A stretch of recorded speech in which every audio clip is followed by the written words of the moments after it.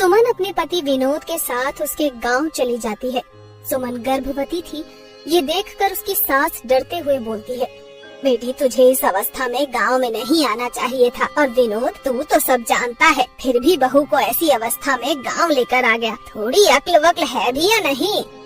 माँ, मैंने तो सुमन को बहुत मना किया, पर ये है कि जिद करने लगी। फिर वहाँ इसकी देखभाल करने वाला भी तो कोई नहीं था, इसीलिए मैंने भी सोचा कि इसको आपके पास ही लेकर आ जाता हूँ।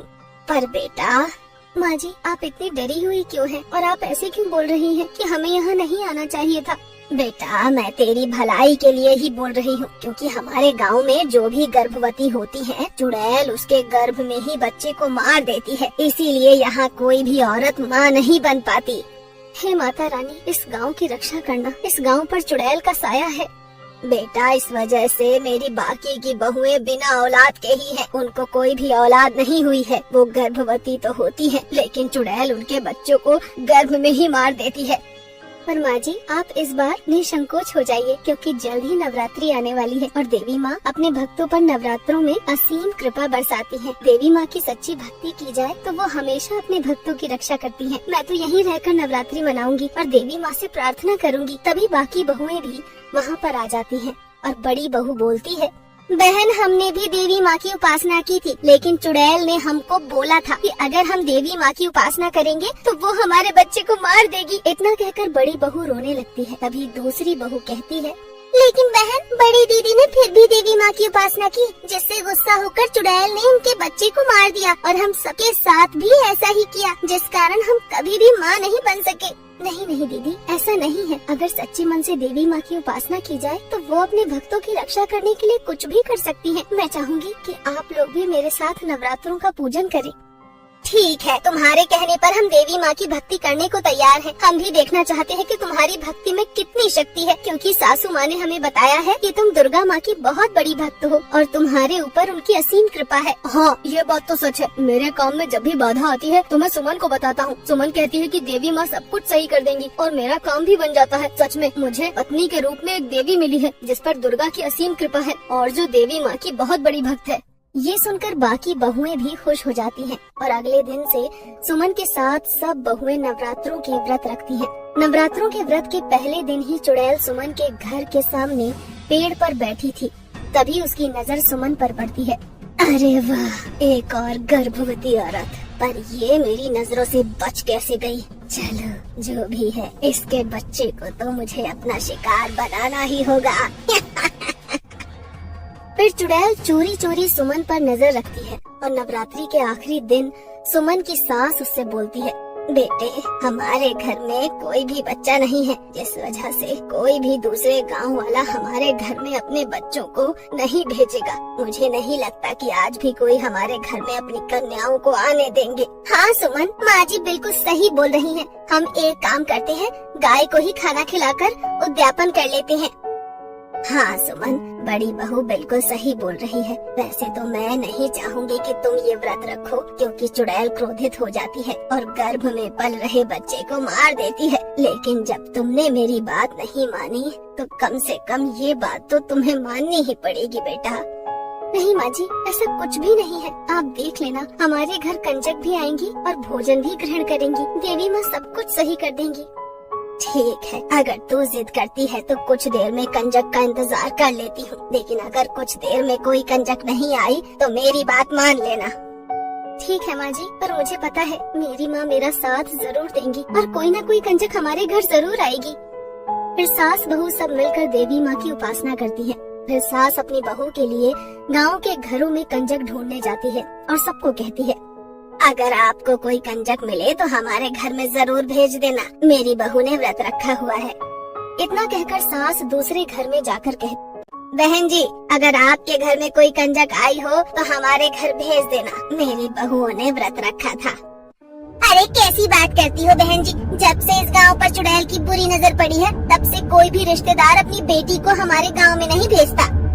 सुमन की सास ये सुनकर बहुत उदास हो जाती है और वो जितने भी घर जाती है उसे यही सुनने को मिलता है। तो वो अपने घर के बरामदे में लगे पेड़ के पास खड़ी होकर अपनी बहू को सब बता देती है। सुमन ये सुनकर रोने लगती है और देवी माँ के सामने जाकर कहती है, माँ, ये कैसा गांव है? यहाँ कोई भी अपनी लड़कियों को जीवने के लिए नहीं भेज रहा। मेरा उद्यापन कैसे होगा माँ? बेटा तुम चिंता मत करो, माता रानी सब सही कर देंगी। उन दोनों की ये बात पेड़ पर बैठी चुड़ैल सुन रही होती है तो वो बोलती है, तो कुछ भी कर ले, पर तेरा ये उद्यापन इस जीवन में मैं कभी भी पूरा नहीं होने दूंगी। मैं तेरे गर्भ में पल रहे इस बच्चे को खा जाऊंगी। तू अब देखना तेरे साथ क्या होता है। सुमन इस बात से बेखबर थी कि वो जिस पेड़ के नीचे खड़ी थी उस पेड़ के ऊपर एक चुड़ैल थी। फिर चुड़ैल कंजक का वेश बनाकर अपने साथियों को सुमन के घर लेकर जाती है और सुमन से कहती है, आपने हमें बुलाया था, इसीलिए हम कन्या जीवने आपके घर आ गए हैं। सुमन कंजक को देखकर बहुत खुश होती है, पर फिर वो उन्हें बोलती है, पर गांव के सभी लोगों ने तो मना कर दिया था कि वो अपनी कन्याओं को हमारे घर नहीं भेजेंगी, फिर तुम कैसे आ गई हो? हम अपने घर पर भी तो कुछ बताकर नहीं आए हैं। हमने तुम्हारी सास के मुंह से तुम्हारी भक्ति भाव के बारे में बहुत सुना है, इसीलिए हमें लगा कि हमें तुम्हारे घर आना चाहिए। क्या तुम हमें भोजन नहीं करवाओगी? क्यों नहीं, आप लोग हमारे घर आए हैं और मैंने माता रानी के पूरे नवरात्रि के व्रत रखे हैं तो उनका प्रसाद बनाया है, आप उसको ग्रहण कीजिए और मेरा व्रत पूर्ण कीजिए। आइए अंदर आइए। फिर सुमन कंजक लड़कियों को लेकर अपने घर में चली जाती है और उनको बैठाकर भोजन कराने लगती है।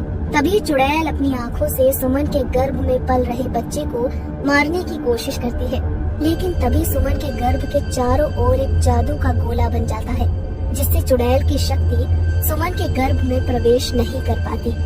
ये क्या हुआ? ये कैसी माया है? मेरी शक्ति इसके गर्भ में क्यों नहीं जा रही? आज तक तो ऐसा बिल्कुल नहीं हुआ, फिर आज कैसे मेरी शक्ति कमजोर पड़ गई? फिर चुड़ैल क्रोधित हो जाती है और अपने असली रूप में आ जाती है और चुड़ैल का डरावना रूप देखकर सब घर वाले डर जाते हैं। तभी चुड़ैल गुस्से में बोलती है, मैंने सोचा था कि तेरे इस बच्चे को कंजक के रूप में मार दूंगी, लेकिन लगता है तेरे गर्भ में पल रहे बच्चे को मार पाना इतना आसान नहीं है, इसीलिए मुझे अपने असली रूप में आना पड़ा। अब मैं तेरे गर्भ को खत्म कर दूंगी। इतना कहकर चुड़ैल अपने हाथ में एक छुरा उठा लेती है और सुमन के गर्भ पर वार करने लगती है, लेकिन जैसे ही वो मारने वाली होती है उसका हाथ वहीं रुक जाता है। ये देखकर चुड़ैल घबरा जाती है और फिर दोबारा से कोशिश करती है, लेकिन इस बार भी वो सफल नहीं हो पाती। चुड़ैल, देवी माँ मेरे गर्भ की रक्षा खुद कर रही है, तो तू मेरा कुछ नहीं बिगाड़ पाएगी और अपने इरादे बदल दे, वरना देवी माँ तुम्हारा भी अंत कर देंगी। इतना भरोसा है तुझे अपनी देवी माँ पर, तो मैं पहले तुझे ही खत्म कर देती हूँ। फिर चुड़ैल सुमन का गला पकड़ लेती है और उसको दबाने लगती है। धीरे धीरे सुमन का दम घुटने लगता है। तभी सुमन दर्द से तड़पते हुए बोलती है, माता रानी मेरी रक्षा करो, माँ मेरी रक्षा करो, मेरे बच्चे को बचा लो। तभी वहाँ पर इतनी तेज रोशनी चमकती है कि किसी को कुछ भी दिखाई नहीं देता। ये कैसी रोशनी है? इससे तो मेरी आंखें खुल ही नहीं पा रही है।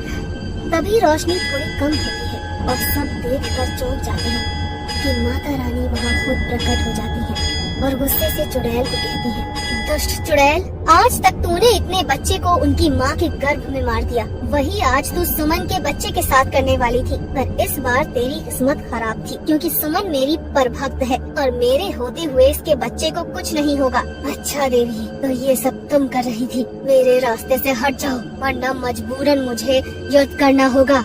माता रानी की आंखें गुस्से से लाल हो जाती हैं और वो अपने त्रिशूल से चुड़ैल का हाथ काट देती है। ये देखकर चुड़ैल क्रोधित हो जाती है और देवी माँ पर ही हमला कर देती है। अब बहुत हुआ तेरा आतंक चुड़ैल, अब तक मैंने तुझे सुधरने का मौका दिया था, लेकिन तू काबिल नहीं है। इतना कहते ही देवी अपने नेत्रों से चुड़ैल को भस्म कर देती है। पास में खड़ी सुमन और उसका परिवार माता के चरणों में गिर जाता है। तभी सुमन कहती है, माँ जी देखा, मैंने कहा था ना कि देवी माँ अपने भक्तों की रक्षा स्वयं करती है। आज माँ ने मेरे गर्भ को बचाकर फिर से भक्ति की शक्ति का एहसास करवा दिया। माता रानी, जय हो माता रानी। माता रानी सुमन को उठाते हुए बोलती है, बेटा सुमन, तुम्हारी भक्ति में इतनी शक्ति थी कि मुझे स्वयं ही आना पड़ा, और जब जब कोई भी व्यक्ति सच्चे मन से मेरे नवरात्रि के व्रत करेगा उसकी मनोकामना अवश्य पूर्ण होगी। इतना कहते ही देवी माँ विलुप्त हो जाती है और उस दिन के बाद से लोगों में देवी माँ के प्रति विश्वास और ज्यादा बढ़ जाता है और पूरी श्रद्धा से हर साल नवरात्रि में माँ का अच्छे से उद्यापन करते हैं। और फिर कुछ समय बाद सुमन के घर में लक्ष्मी पैदा हो जाती है।